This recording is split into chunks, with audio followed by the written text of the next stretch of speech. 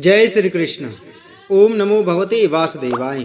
नमस्कार दोस्तों, आज मैं आपको माघ पूर्णिमा व्रत की कथा सुना रहा हूँ। माघ पूर्णिमा का व्रत बाकी पूर्णिमाओं की तरह विशेष महत्व है। इस व्रत को करने से व्यक्ति की सभी मनोकामनाएं पूरी हो जाती हैं। एक नगर में एक धनेश्वर नाम का ब्राह्मण रहता था।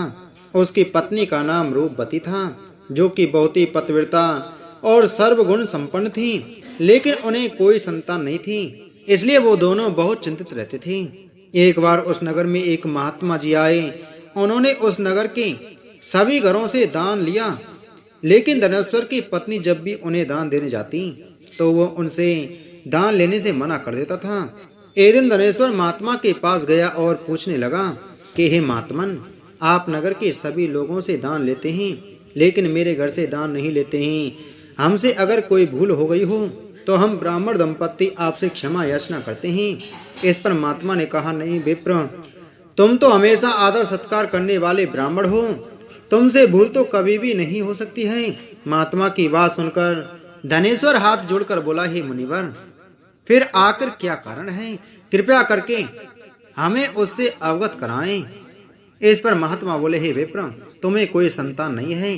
जो दंपत्ति निसंतान हो उसके हाथ से भिक्षा कैसे ग्रहण कर सकता हूँ? तुम्हारे द्वारा दिया गया दान लेने के कारण मेरा पतन हो जाएगा।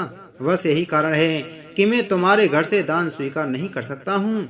महात्मा के ऐसे बोल सुनकर धनेश्वर उनके चरणों में गिर पड़ा और विनती करके बोला, हे महात्मन, संतान न होना ही तो हम पति पत्नी के जीवन की सबसे बड़ी निराशा है।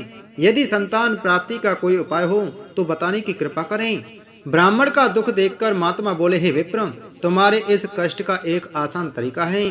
तुम्हें 16 दिनों तक श्रद्धा पूर्वक काली माता की पूजा कर उन्हें प्रसन्न करना होगा, तो उनकी कृपा से अवश्य तुम्हें संतान की प्राप्ति होगी। इतना सुनकर धनेश्वर बहुत खुश हुआ। उसने महात्मा का आभार प्रकट किया और घर आकर पत्नी को सारी बात बताई। इसके बाद धनेश्वर मां काली की उपासना के लिए वन चला गया। ब्राह्मण ने पूरे 16 दिन तक काली माता की पूजा की और उपवास रखा। उसकी भक्ति देखकर और विनती सुनकर काली माता ब्राह्मण के सपने में आई और बोली, हे धनेश्वर, तू निराश मत हो। मैं तुझे संतान के रूप में संतान की प्राप्ति का वरदान देती हूँ, लेकिन 16 साल की अल्पायु में ही उसकी मृत्यु हो जाएगी।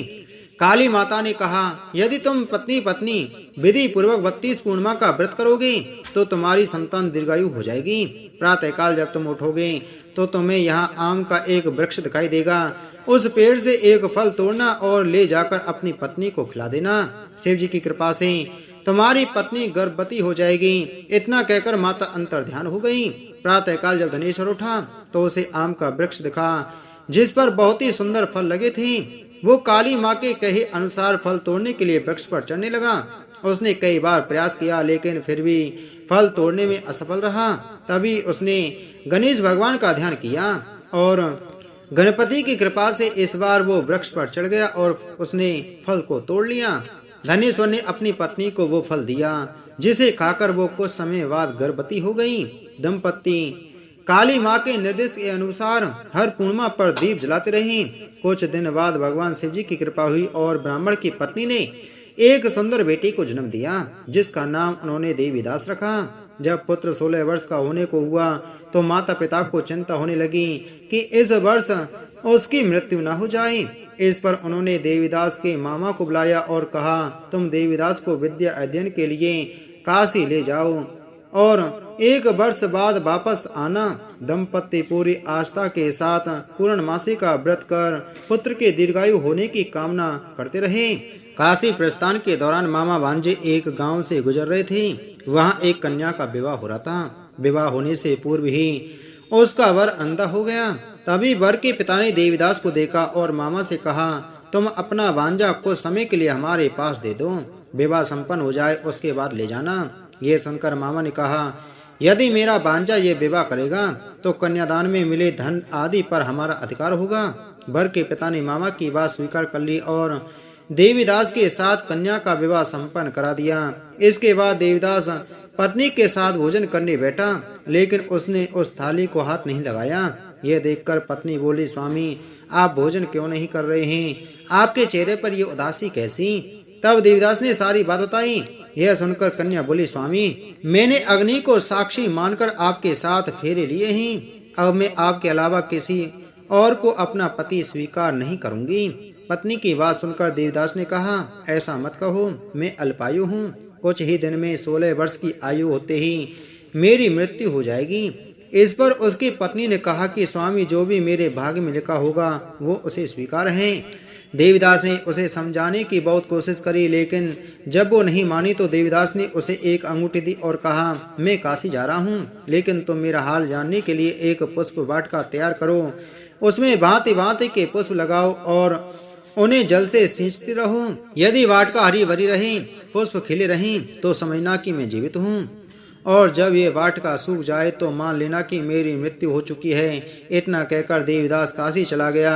अगले दिन सुबह जब कन्या ने दूसरे वर को देखा तो बोली, ये मेरा पति नहीं है, मेरा पति काशी पढ़ने गया है। यदि इसके साथ मेरा विवाह हुआ है तो बताए कि रात्रि में मेरे और इसके बीच क्या बातें हुई थीं और इसने मुझे क्या दिया था। ये सुनकर वर बोला, मुझे कुछ नहीं पता, और पिता पुत्र वहां से वापस चले गए। उधर एक दिन बाद प्रातःकाल एक सर्प देवीदास को डसने के लिए आया, लेकिन उसके माता पिता द्वारा किए जाने वाले पूर्णिमा व्रत के प्रभाव के कारण वो उसे डस नहीं पाया। इसके बाद स्वयं काल वहां पर आए और उसके शरीर से प्राण निकालने लगे। देवीदास बेहोश होकर गिर पड़ा। तभी वहां माता पार्वती और शिवजी आए।